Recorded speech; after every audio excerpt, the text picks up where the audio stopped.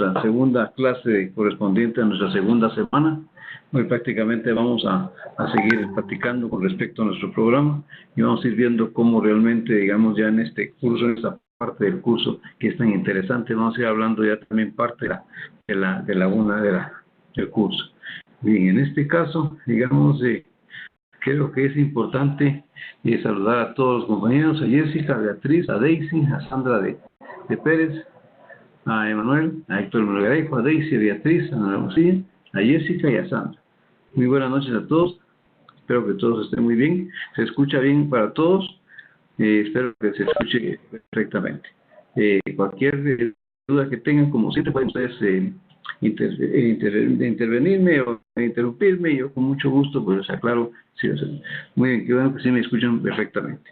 Muchas gracias y empezamos ya con lo que es nuestra exposición. Veámoslo así.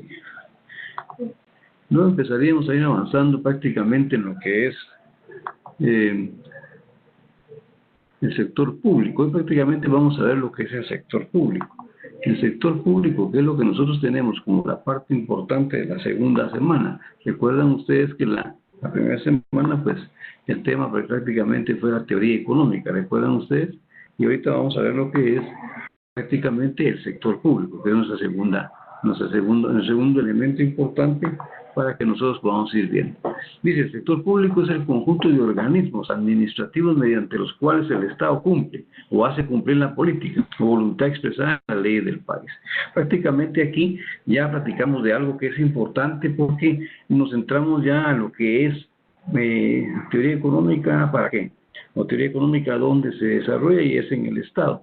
Entonces, es en el Estado quien lo efectúa, quien hace ese trabajo de la teoría económica, lo hace el sector público.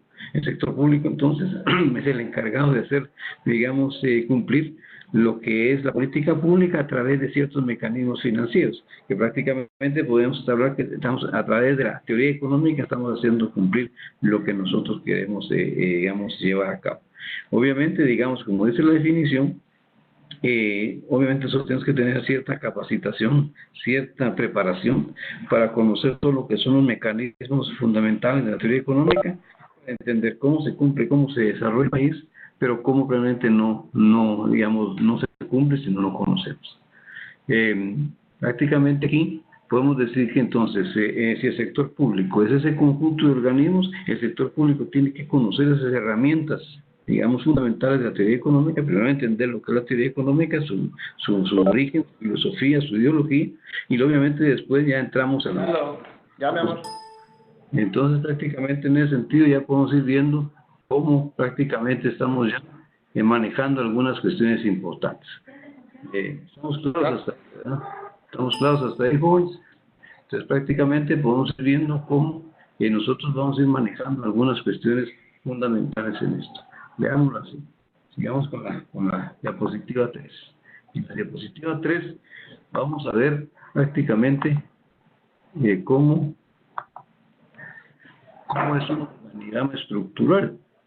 Obviamente, digamos, se dan cuenta ustedes, este es un organigrama estructural del sector público de la República de Guatemala. Obviamente, digamos, esto lo van a hacer en su conferencia y lo pueden ustedes buscar en internet y prácticamente ampliarlo.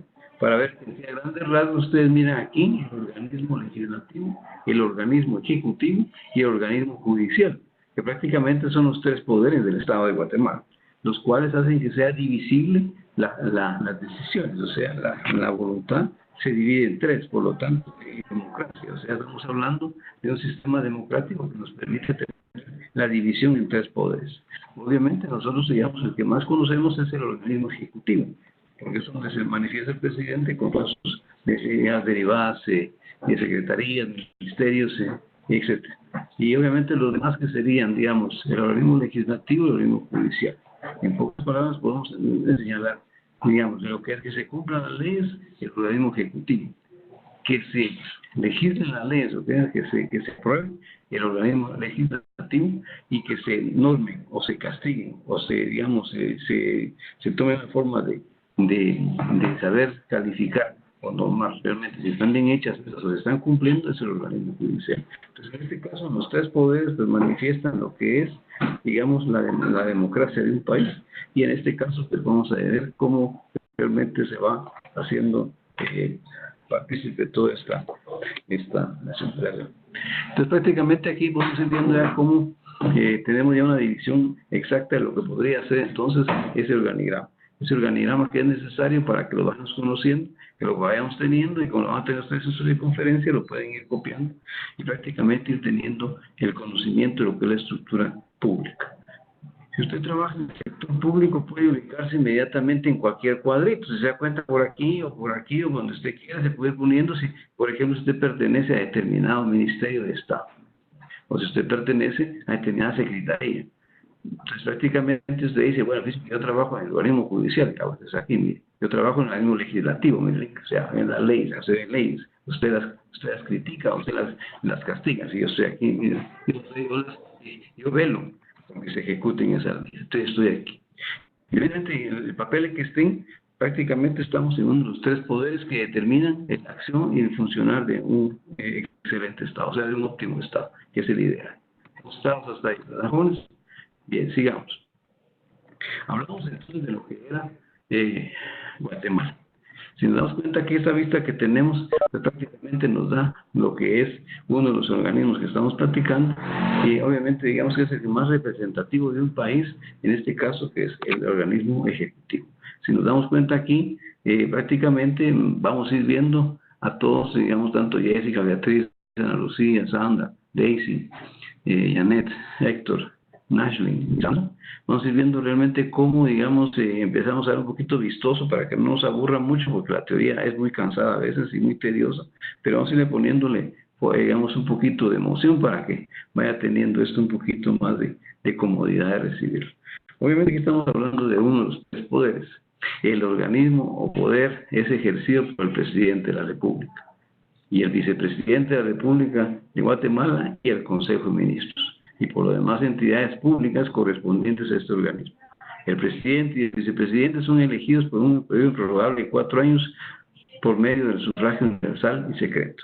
Aquí prácticamente estamos diciendo cómo funciona este poder, quiénes son las figuras principales, quiénes son los que toman acción y son obviamente los encargados de velar porque se cumplan las leyes de un país, porque se llegue al bienestar de la población, que son los principios básicos de la Constitución de la República de Guatemala.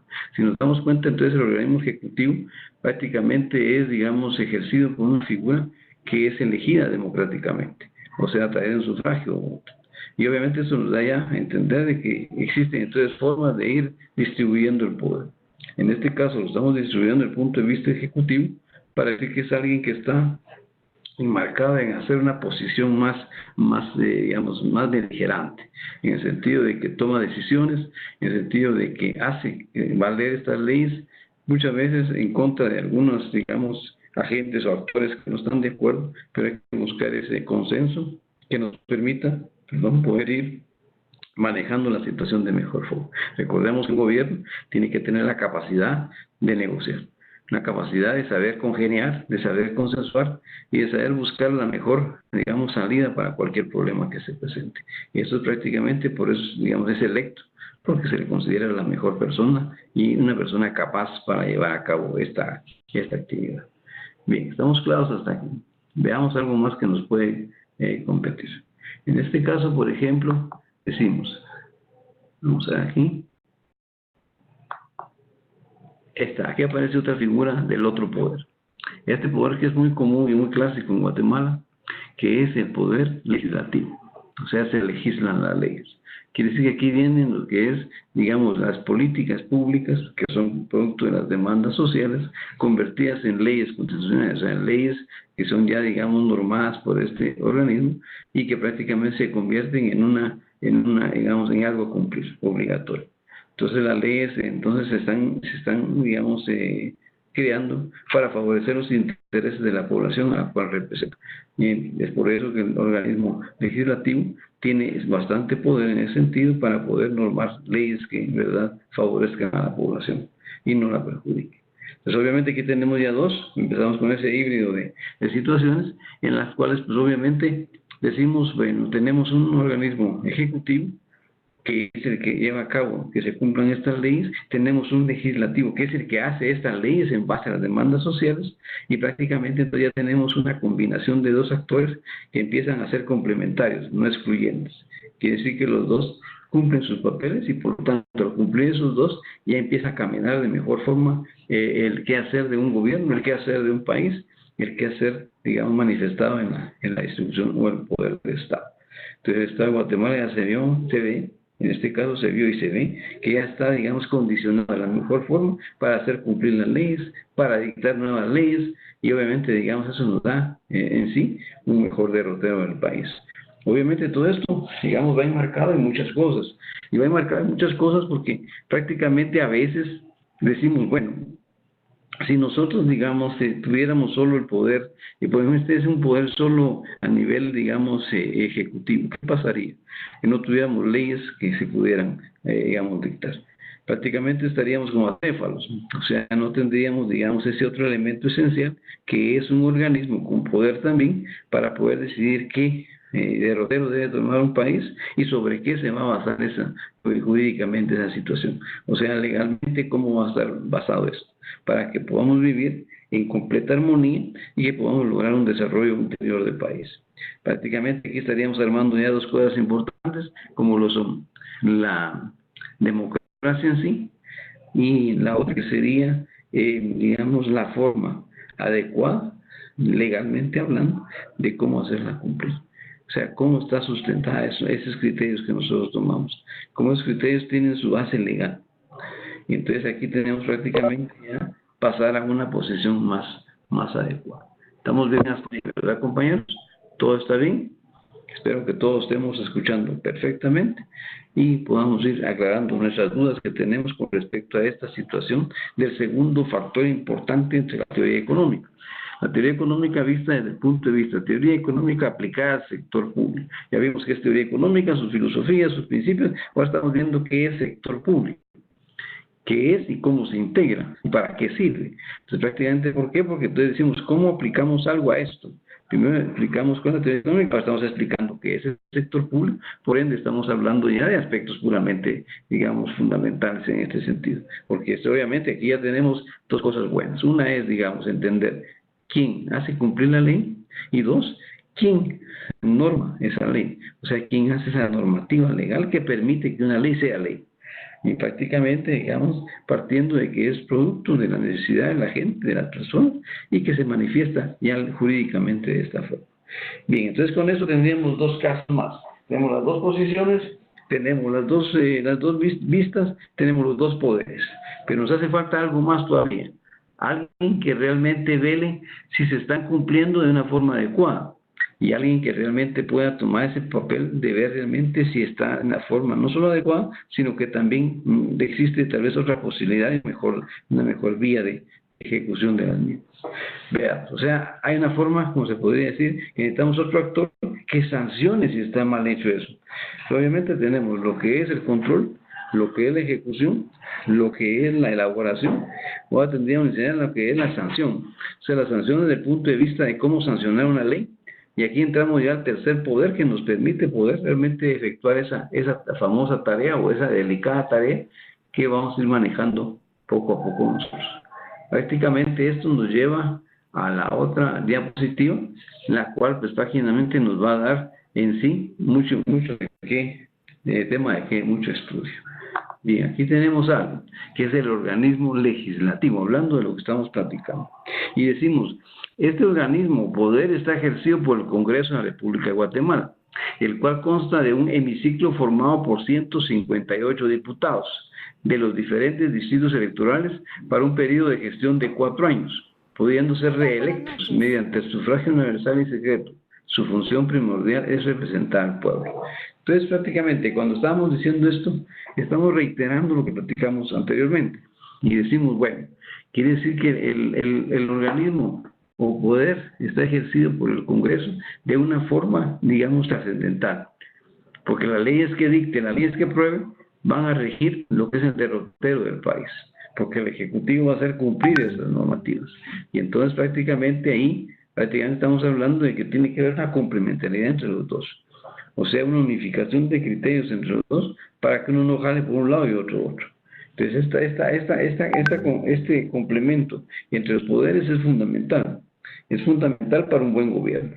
O sea, lo que nosotros conocemos como una buena gobernanza prácticamente se manifiesta en estar de acuerdo en los fines que nosotros decíamos como gobierno.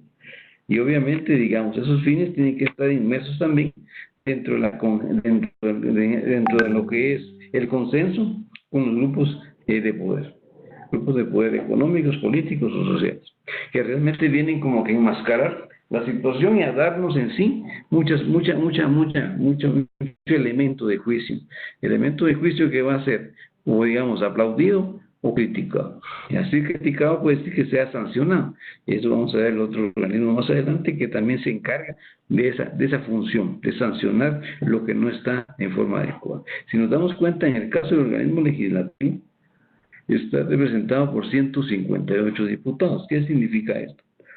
Que prácticamente, existen, digamos, un personaje por cada lugar geográfico. O sea, cada conglomerado social tiene su diputado. O sea que prácticamente permite que digamos, las diferentes demandas del pueblo, en este caso, se vayan viendo, digamos, representadas en alguno de estos 158 diputados, que prácticamente su función fundamental de ellos es entonces representar al grupo que lo apoya para llegar a esa función que durará 4 años, pero que podrá marcar muy bien el destino de este organismo para un futuro, de una forma muy marcada. Por lo tanto, decimos que el Congreso de la República entonces está compuesto por gente o por personas que representan un pueblo, que por lo tanto, digamos, su función principal es esa precisamente. Sí, tendrá otras funciones o objetivos secundarios o, digamos, objetivos específicos que permitan llevar a cabo toda esta función. Por lo tanto, la teoría económica aplicada al sector público, entonces se damos cuenta cómo se aplica a un sector público que está bien organizado, a un sector público que tiene una buena fundamentación y a un sector público que permite enfrentar cualquier situación adversa y hacerla, digamos, de una forma más factible de solución. No sé si está claro hasta dónde vamos ahorita. Si nos damos cuenta, hasta donde vamos ahorita, ya vamos manejando muchas aristas del problema. Entonces decimos, quiere decir que el sector público entonces es el lugar donde la teoría económica va a trabajar porque tiene mucho trabajo ahí, mucho trabajo desde todo punto de vista, para hacer cumplir, digamos, una política económica que permita el desarrollo, el crecimiento y que permita también que los países puedan salir adelante y progresar. Bien, está claro hasta ahí, compañeros. Espero que estén contentos con la plática. Sigamos ahí para dar un poquito de tiempo. No hay ninguna duda. Susana, estamos bien, Sandra, Ashley, Jorge, ¿sí? Beatriz, muy bien, Jessica, Javier, Héctor, Giovanni, Emanuel, Daisy, Beatriz y Ana Lucía. Todos estamos bien, ¿verdad? Espero que todos estén muy bien. Gracias, Javier, estamos bien. Qué bueno que está escuchando perfectamente. Pues en eso estamos para apoyarlos y la verdad es que tenemos que estar siempre en sintonía para ir platicando. Vamos platicando y discutiendo. Muy bien, Emanuel. Creo que todo está muy bien. Qué bueno que siga así, que sigamos así. Bueno, sigan así. Muy gracias, Jessica. Entonces creo que a todos más o menos tenemos la idea de que estamos bien, que estamos platicando y creo que vamos a salir adelante. Muy bien, sigamos más adelante, jóvenes. El otro que tenemos aquí es el organismo legislativo. Cuando decimos el legislativo, terminemos todavía el legislativo, que hablábamos de lo que era prácticamente la ley, ¿se recuerdan ustedes? Y decían, bueno, entonces el Congreso, ¿cómo funciona? O sea, ¿cómo funciona? Cuando se acuerdan, cuando el primer organigrama había un organismo ejecutivo, entonces su distribución tan grandota. El organismo legislativo también tiene su distribución, que prácticamente hace que esta distribución de que prácticamente es hacer cumplir lo que es el porqué y el para qué del organismo legislativo. Si nos damos cuenta, digamos, tiene sus bloques legislativos, el Pleno del Congreso, tiene su Comisión de Derechos Humanos y sus comisiones de trabajo, además que tiene una comisión permanente. Prácticamente aquí vemos cómo el organismo legislativo está constituido y cómo realmente puede ir, digamos, desarrollando muchas actividades que puedan ir dando de sí, cómo el organismo legislativo tiene determinadas características. Por ejemplo, aquí ustedes ven, si se dan cuenta, aquí tenemos los bloques legislativos, la Comisión de Derechos Humanos, las comisiones de trabajo, que son las que prácticamente se dedican a revisar una demanda social convertida en una exigencia del pueblo y que prácticamente puede, digamos, ya después de deliberado, convertirse en una ley que tiene que cumplirse a través de el organismo legislativo, o sea, dictarla y que luego pedir que se cumpla a través de el organismo ejecutivo y que se sancione a través del organismo judicial. ¿Se dan cuenta ustedes cómo tienen todas las, digamos, las posibles, formas de hacerse ya controladas? Por otro lado, tenemos en el pleno del Congreso, tenemos lo que son las comisiones permanentes, que ustedes saben comentar, la Junta Directiva y la Presidencia. Entonces, prácticamente, cuando hablamos de presidencia, el legislativo, ya nos damos cuenta de cómo tenemos una secretaría privada, una protección de sedes, una dirección ejecutiva y una asesoría. Podríamos hacer esto, digamos, los grandes campos que tiene el organismo legislativo, ya a partir para hacer factible su trabajo, sus funciones. Creo que estamos bien hasta ahí, ¿verdad, compañeros? Bien, sigamos. Vamos a ver cómo vamos aquí.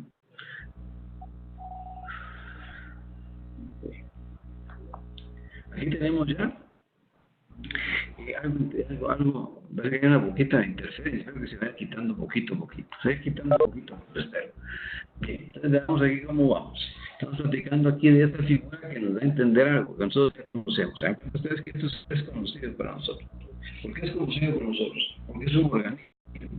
Obviamente este organismo que prácticamente se convierte en el brazo derecho del sector público en el sentido de la sanción de leyes, en el sentido de juzgar las leyes, en el sentido de juzgar el quehacer público, o sea, digamos, cómo se comporta el funcionario público, qué es lo que hace para llegar a hacer todo eso que estamos platicando aquí. Nos damos cuenta aquí, entonces ya aquí nos da dando a entender cómo el sector público, a través de su tercer organismo, que prácticamente estamos hablando de un organismo, digamos, judicial, empieza ya como que a sancionar las leyes que no se cumplen, a sancionar a las personas que no cumplen las leyes. Y obviamente entonces se convierte en una sanción, que el organismo judicial tiene toda la autoridad para hacerlo.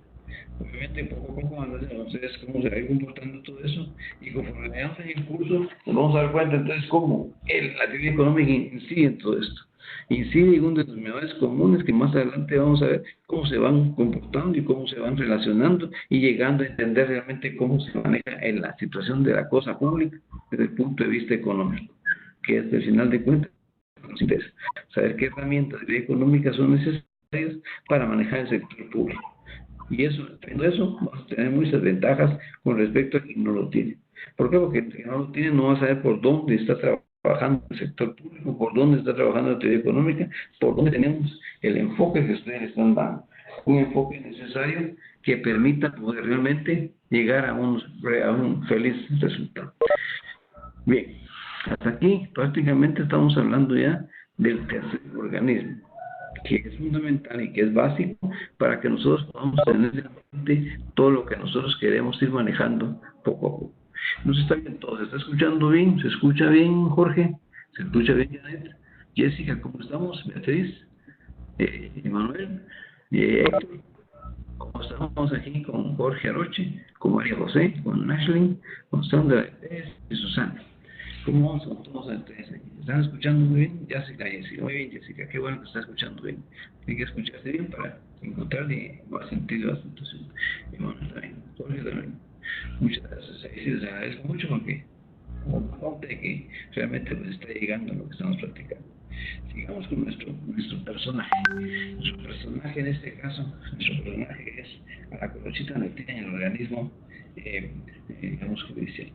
Se convierte entonces en el juez o la juez, se convierte en la que dicta la justicia social. Y por eso cuando vemos que no hay justicia social, decimos, bueno, entonces ¿dónde está el organismo judicial? Si es el que se compromete con jueces, se compromete a hacer la Corte Suprema, se convierte a tener todo ese engranaje necesario para poder, digamos, salir adelante y para poder, digamos, tener algo que fiscalice y sancione las leyes que se han aprobado. Es muy importante, como les digo, digamos, importante desde el punto de vista de que esto, digamos, se enmarca más y se da más pauta, más fuerza a lo que se llama democracia. Un país democrático que mantiene los tres poderes siempre en función del bienestar social. Entonces, pues, prácticamente ahí estaríamos hablando de este tercer factor. Vamos hasta ahí. Bien, veamos qué más tenemos por aquí. Veamos si tenemos otra cosita bonita por aquí.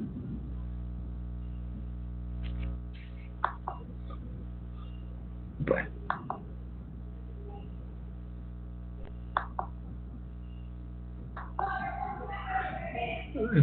Perdón. Que me fui hasta allá. Qué bueno.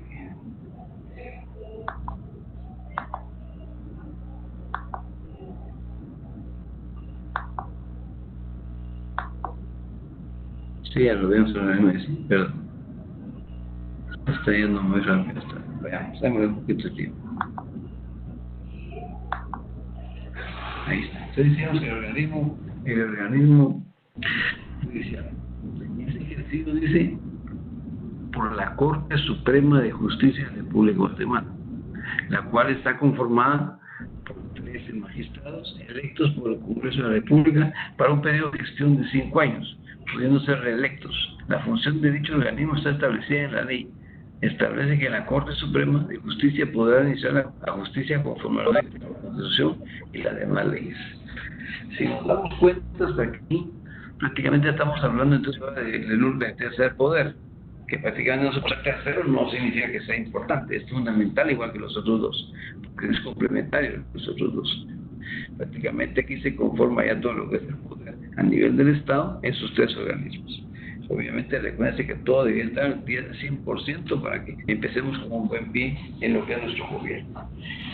El organismo judicial jóvenes está manejando, digamos, como decía aquí, digamos, integrantes, al igual que los demás organismos, solo que aquí son 13, que obviamente cumplen con la máxima, digamos, cartera que tiene el Ministerio de Justicia, que es el mismo Congreso de la República. O sea, los magistrados conforman el organismo más alto que tiene un Estado. Y eso prácticamente con nosotros bastante orgullo y bastante amistad, bastante conocimiento y también, por qué no decirlo, algún otro apoyo con respecto a lo que es nuestra situación, digamos, política.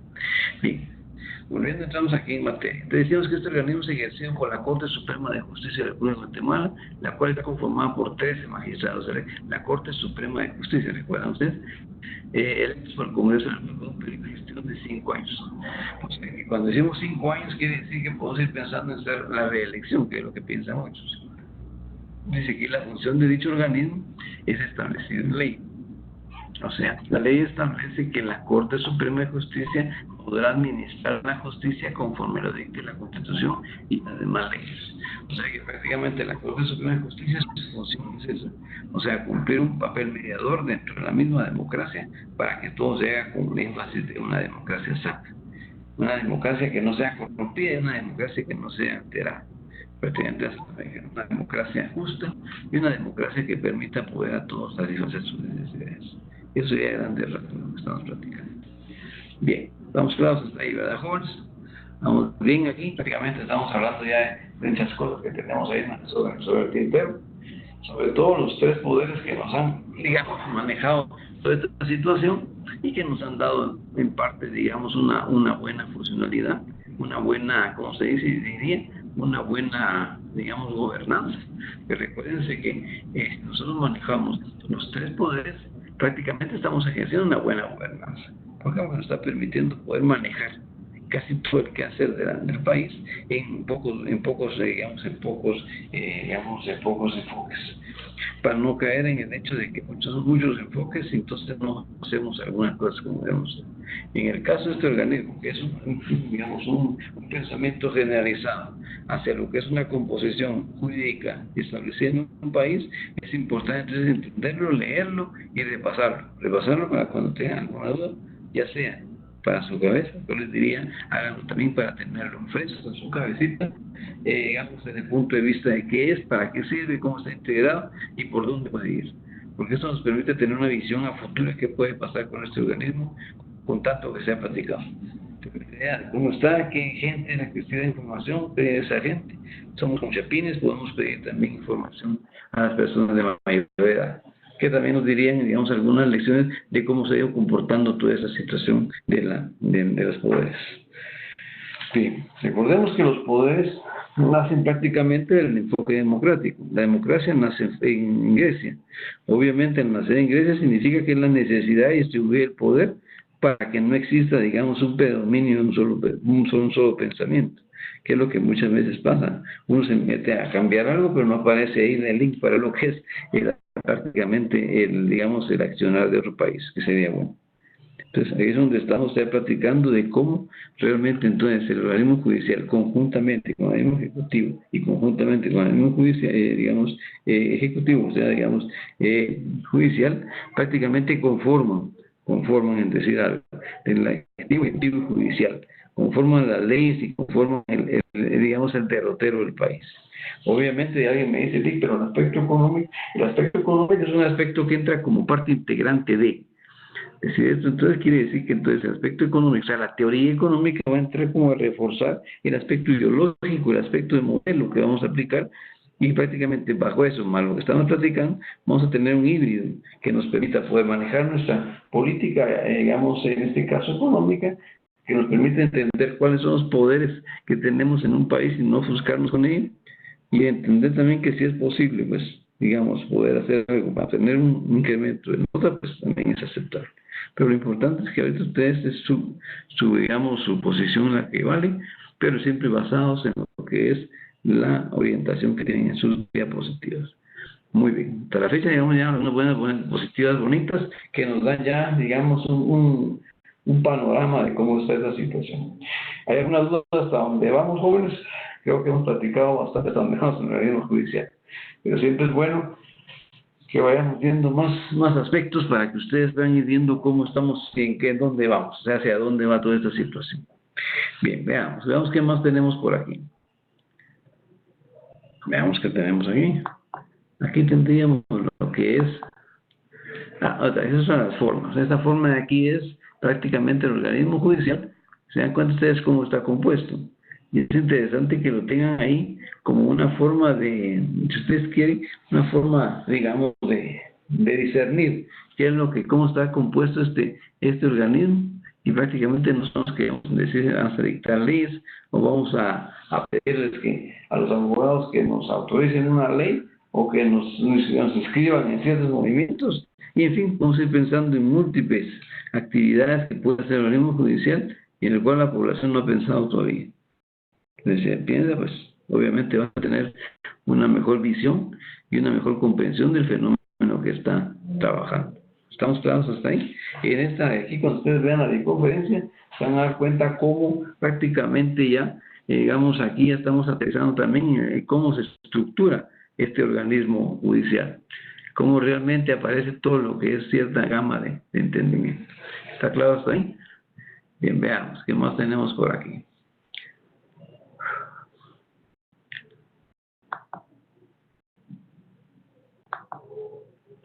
Bien, ahora entramos ya al papel del sector público.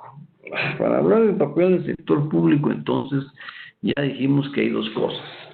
Una es la teoría económica, uno son los modelos que usamos, otra es la forma filosófica que vimos, y otra es la forma donde se va digamos, a desarrollar ese fenómeno que ya nosotros descubrimos y que nosotros analizamos y que concordamos en algunas definiciones. Entonces decimos, bueno, quiere decir que ahora el papel del sector público, ¿cuál va a ser? O sea, digamos, visto desde el punto de vista que ya lo vimos cómo se compone, dónde está, qué son, cuántos son, y que realmente, digamos, cuando le decimos qué papel tiene ese sector, ese grupo tan grande, que prácticamente pertenece o no a una estructura económica, entonces prácticamente sus funciones tienen como finalidad la satisfacción de los intereses colectivos. El papel del sector público entonces va a ser cumplir con las exigencias que tiene este porcentaje de la población, que puede ser un poquito más pequeño. O sea, pues en intervalos de 7 a no sé cuántos horas, y de otro digamos, a un nivel casi parecido. Bien, sigamos. Los objetivos del sector público. Los objetivos del sector público, son diversos. Algunos de esos son reafirmar y fortalecer la independencia del país como nación democrática. Veamos prácticamente, digamos, el sector público en sí, aparte de que tiene que tener conocimientos de eficiencia, eficacia, y cuanto hemos estudiado, también debe tener, digamos, afirmar su independencia a través de que, como nación democrática, justa y libre en lo económico, lo político y lo cultural. Ojo con eso. O sea, el gobierno de Guatemala tiene esas tres características. Entonces, prácticamente nosotros queremos ir viendo cómo hacemos que una nación pues, mantenga los mismos principios y que logre mejor desarrollo. Proveer población de empleo y un mínimo de bienestar. Obviamente, cuando vemos un cambio, pues la misma desesperación nos lleva a pensar en cambios. Y cuando tenemos algún cambio, lo que se nos viene a la cabeza es canear un poquito con el compañero y ver cómo lo entendemos de mejor forma. Y entonces queríamos decir que los objetivos del sector público son diversos. Algunos de esos son reafirmar y fortalecer la independencia del país como nación democrática, justa, libre y en lo económico, lo político y lo cultural. Proveer a la población de empleo y un mínimo de bienestar.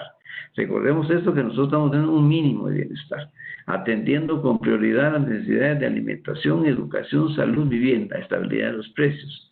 Obviamente aquí lo que estamos diciendo es que hay necesidades que son vitales y que las tiene cualquier país, en una cuantía o en otra, pero las tiene. Entonces quiere decir que las políticas en este caso tienen que ir enmarcadas a la solución de eso.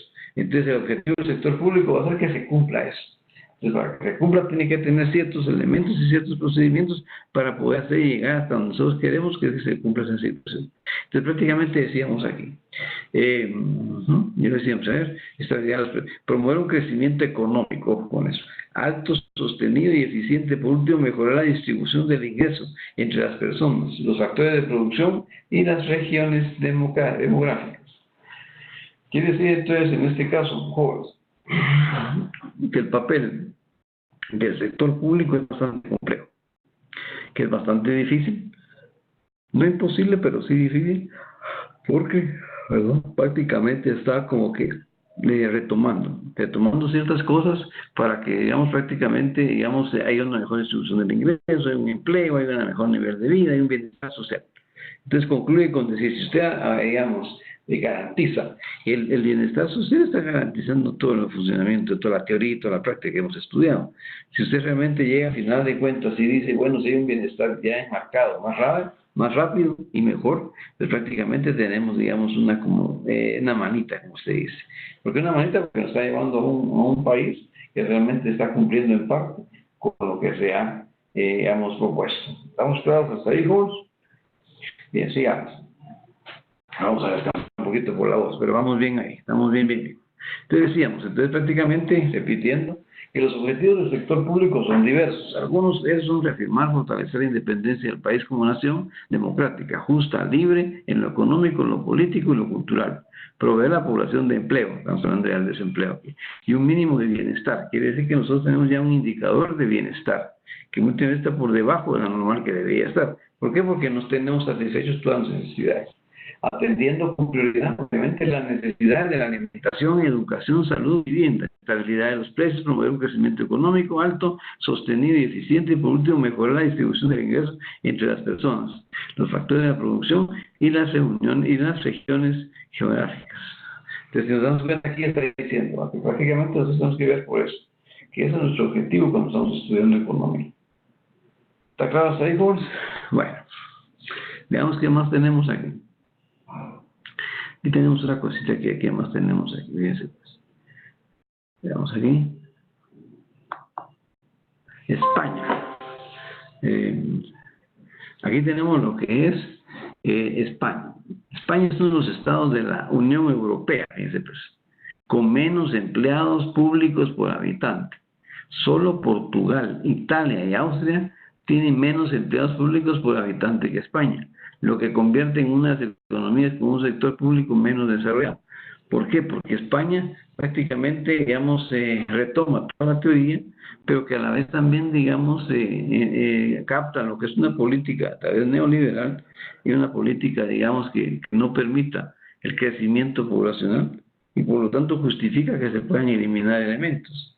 parecería que fuera, digamos, una posición muy radical, pero no, es una posición que se basa, digamos, en la producción y en la capacidad que tiene la gente de poder mantenerse.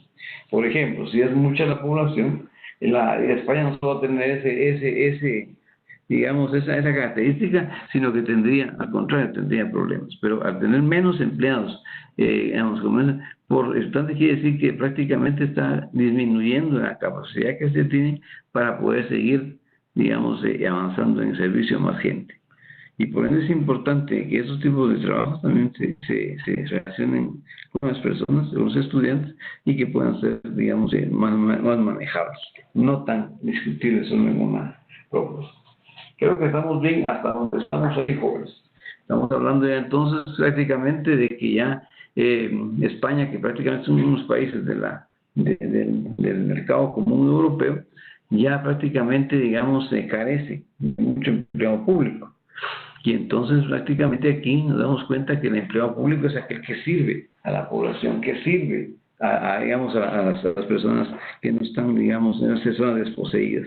Entonces, por lo tanto, se hace necesario tener más gente de esa naturaleza que piense más en servicio que en estar educando. Cosa que es muy difícil también, ¿no? Porque sí, ya sería, digamos, un sacrificio que hacer después.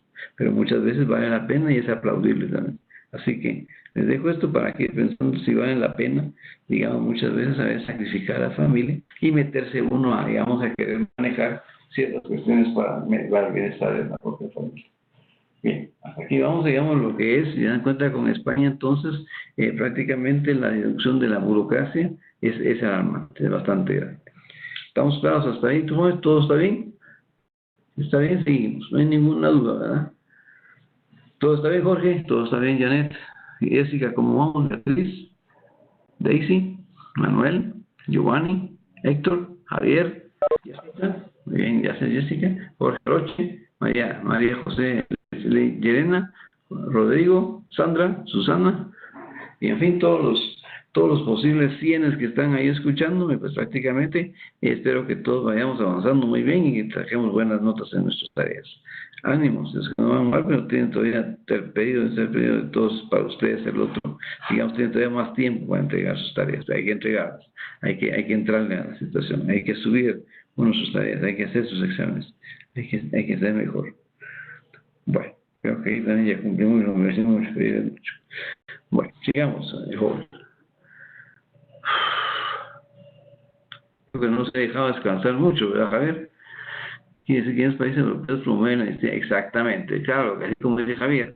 En esos países lo que pasa es que la tendencia, digamos, es más hacia el ahorro. O sea, digamos, es mucho gasto, dicen ellos, tener tanto empleado público. Hay que disminuirlo. Pero si en Guatemala hiciéramos eso, ¿qué va a pasar? Por ejemplo, en seguridad. Si tenemos 15,000 personas, un policía para 15,000 personas, si quitamos ese policía, ¿qué va a pasar? ¿Qué pasaría entonces con la delincuencia? Imagínense ustedes, si el sector público es diezmado, menos médicos, menos maestros, menos de seguridad, ¿y qué va a pasar con las escuelas que se llenan de muchachos? Eso es una cosa muy, muy interesante, y eso obedece a la filosofía económica, por eso estudiamos eso, o sea, los modelos que quieren implantar. Un modelo capitalista totalmente dice, bueno, es demasiado y un Estado no tiene que ser paternalista ni tampoco tiene que estar gastando demasiado, solo gastar lo básico. Y obviamente ahí la pregunta es, ¿cuál es lo básico? Pero bueno, lo dejamos nada más para la inquietud y hay que ir pensando los comentarios para ir leyendo un poquito más caso entre documentación.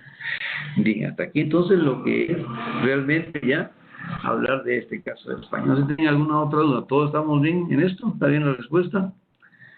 Prácticamente, digamos, nosotros vamos por el buen camino. Es cuando hay presidentes o hay estados que, digamos, quieren que Guatemala también reduzca su capacidad de complacencia o su capacidad digamos, de servicio para la población misma.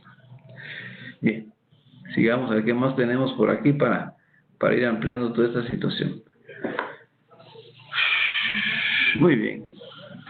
Ni he sentido siquiera la noche, está bonita. Ya llevamos 45 minutos platicando. ¿Qué les parece? Ya vamos bien. Veamos qué más tenemos aquí, jóvenes.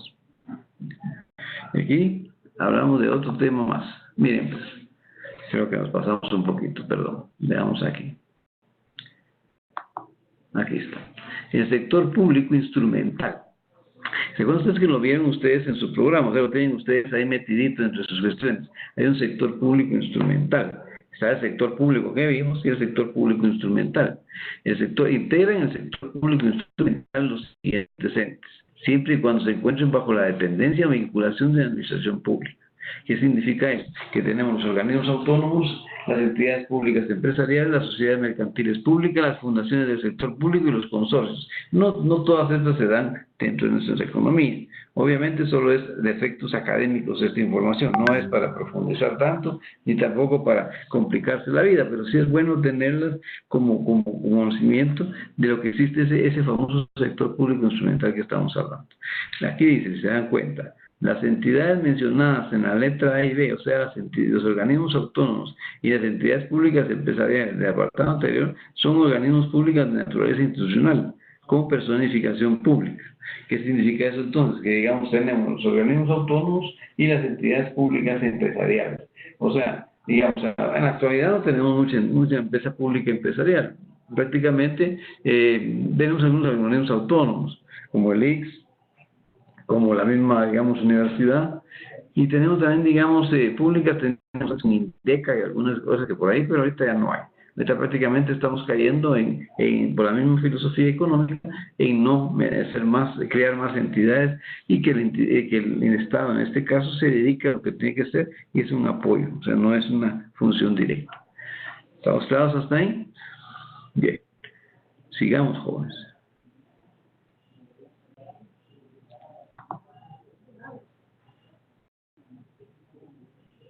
Vamos a ver.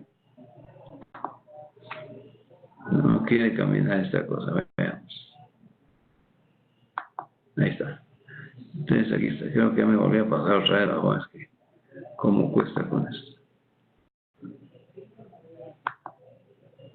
No quiere, vamos. Las entidades, aquí está. Las entidades mencionadas con las C y D son organismos de titularidad privada de naturaleza institucional con personificación privada. Aquí no mucho se da en Guatemala todo eso. Los consorcios ahí no han querido, pero en Guatemala tampoco se dan los consorcios. O sea, tiene la concepción de un ente de naturaleza corporativa, de base asociativa con personificación pública. Nosotros no manejamos a nivel de consorcio. Solo nos quedamos nada más a un nivel, digamos, de sector público puro. No tenemos ninguna de las características tan importantes que menciona ya la academia. Bien, siguiente. Ahora estamos platicando de algo que nos interesa también y que es muy interesante. Veamos esto que dice aquí. El sector público instrumental se clasifica. Dice, en el sector público instrumental administrativo, integrado por los entes mencionados en letras A y anterior, el sector público instrumental empresarial y el sector público fundacional. Prácticamente, ¿qué es lo que pasa? Los sectores públicos prácticamente tenemos como aquellos que, digamos, se están relacionando desde 3 puntos de vista: administrativo, empresarial y fundacional. O sea, digamos, cómo realmente esos 3 elementos van a integrar todo un sector público instrumental de cualquier sector público.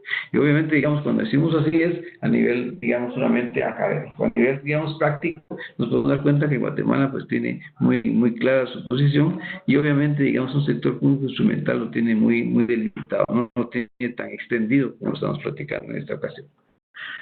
Sigamos con lo que estamos hasta ahorita.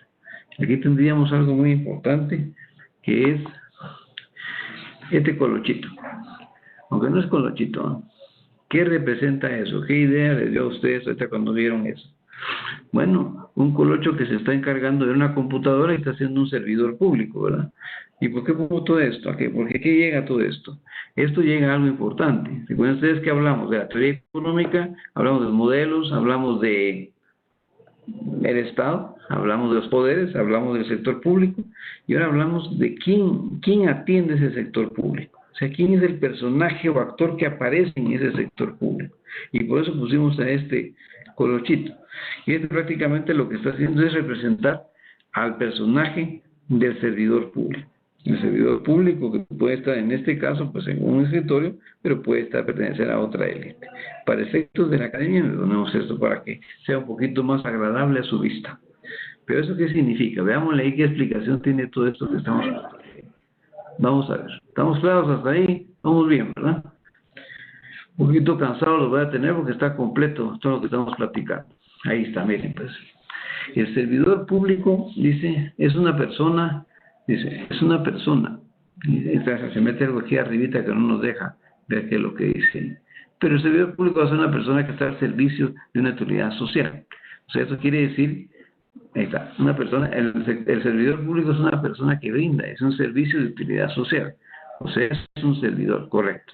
Es alguien que quiere, digamos, prácticamente plantear qué es lo que va a hacer en la sociedad, cómo va a aprender a esa sociedad, en base a lo que conoce. Si es una persona que brinda un servicio de utilidad social, una enfermera, un médico, o digamos alguien que realmente presta un servicio, un encargado de la municipalidad, etc. Digamos alguien que puede apoyarnos cuando estemos necesitados.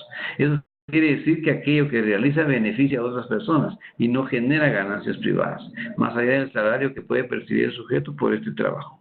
Demos cuenta que aquí estamos hablando desde el punto de vista estatal, no desde el punto de vista privado. Si fuera privado, sería una enfermera de un sector privado, de un centro médico. Obviamente ella está por el salario, pero también está por la ganancia de la empresa. Por lo tanto, es diferente.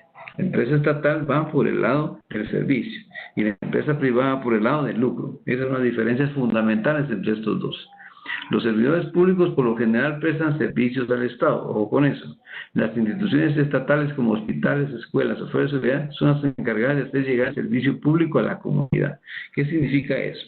Que prácticamente el servidor público, amarrado a lo que es el sector público, amarrado a lo que es la actividad económica, prácticamente va a decir que es un servidor público capacitado, que va a tener mayores herramientas para poder servir a la población de mejor forma. ¿Verdad, Susana? Así sería. Entonces, prácticamente tendríamos que decir que un servidor público va más allá. Entonces, un servidor público tiene algo que es noble. La nobleza de él es que está dando un servicio a la población. No está pensando tanto en lo que es, como el sector privado, que es ganancia. Pues todo es ganancia. Mientras aquí no, aquí todo es servicio. Entonces son dos categorías cualitativas que tienen bastantes diferencias y que muchas veces cuesta mucho congeniar las dos. Sí, exactamente. Como dice Jessica, un servidor público debe tener vocación. Perfecto, así debe ser. Si no tiene vocación es cuando sufre mucho. Y por eso, tan es así que, por ejemplo, cuando ustedes van a un centro de salud, un puesto de salud, se dan cuenta cómo hay tanta cola de tanta gente que una enfermera no aguantaría, una enfermera de entidad privada, hacer todo ese trabajo. Por lo tanto, es loable, es respetable y es elogiable un trabajo de un servidor público. Bien, estamos claros hasta ahí, ¿verdad, jóvenes? Bien, veamos qué más tenemos aquí. Excelente, excelente, excelente. Sí, obviamente, digamos, cuando tocamos esto de los conocimientos que debe tener un servidor público, el servidor público tiene que irse actualizando. Susana dice que el objetivo de la administración pública es el bien común. Perfecto, así es, Susana. El bien, sí, usted lo dijo muy bien. De mejor forma no se puede decir. El bien común es prácticamente el objetivo fundamental de cualquier servidor público. Si no tiene eso es porque no tiene, como dice, esa vocación, como mencionaba. Y obviamente debe manifestar hacia eso. Así, claro, así como dice también Jorge, es cierto lo que dice Susana, sí debe ser. Bien, veamos. Bueno, con esto, digamos, prácticamente estamos amarrando ya todo. Como colorario podemos decir, en esta noche pues hemos visto realmente la parte complementaria de lo que es, primero, la teoría económica que vemos en la semana 1, que consiste, qué modelos, qué forma, digamos, cómo, digamos, esta teoría a través de la historia, cómo se conceptualiza, y luego entramos a dónde va, digamos, a dar esa teoría, o sea, dónde se va a aplicar esa teoría económica, pues al Estado, digamos, para aplicarla al sector público necesitamos saber qué era sector público, y luego, quién es el personaje que lo va a hacer, o la colochita que lo va a hacer. A ver, pero ¿por qué en el sector privado el servicio es más eficiente que en el sector público? Lo que sucede es que, digamos, obviamente, vamos a pensar en esto, muchas veces ven ustedes, no es lo mismo que una enfermera atienda 1000 gentes a que una enfermera atienda 100 gentes. Obviamente usted va a tener más capacidad, más tiempo, menos estrés y prácticamente va a estar, digamos, en mejor disposición porque usted va a tener más tiempo para atender de mejor manera a estas personas. Obviamente estamos hablando de alguien que es consciente en ambos campos. Digamos, en el sentido de que una enfermera consciente, como dice, con vocación, como decían por ahí, prácticamente va a estar consciente de que de servir a 1000 personas es una cosa que es titánica. y que no lo podrían ni lo harían tampoco en ente privada si no les pagan bien. Son cuestiones que es un interés donde nace la vocación y le interesa la plata.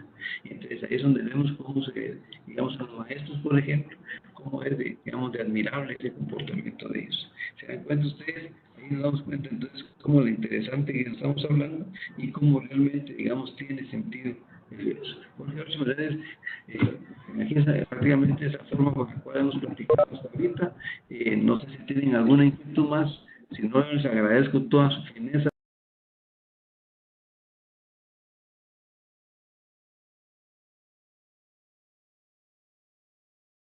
Que está estudiando, sí, la estoy saludando ahí, sí. Mucho estudio, ¿verdad? Constanza, ahí está contenta, está buena, está contenta, sí, si no, imagínense, okay. Ya, muy bien, es así debe ser, deben estar contentos, porque si no, imagínense que estemos todos enojados. A los demás no los miro, como que no les gusta que los mire, bueno, muy bien. Pero también les agradezco a todos. Pasen muy feliz noche. A ustedes, Manuel, muy fino. Estamos pendientes para servirles y nos seguimos viendo en la tercera semana, que es nuestra tercera conferencia. Pasen todos feliz noche. Muchas gracias, Rodrigo. Buenas noches. Y a todos los compañeros también buenas noches y atentos y muy finos por haberme atendido esta noche.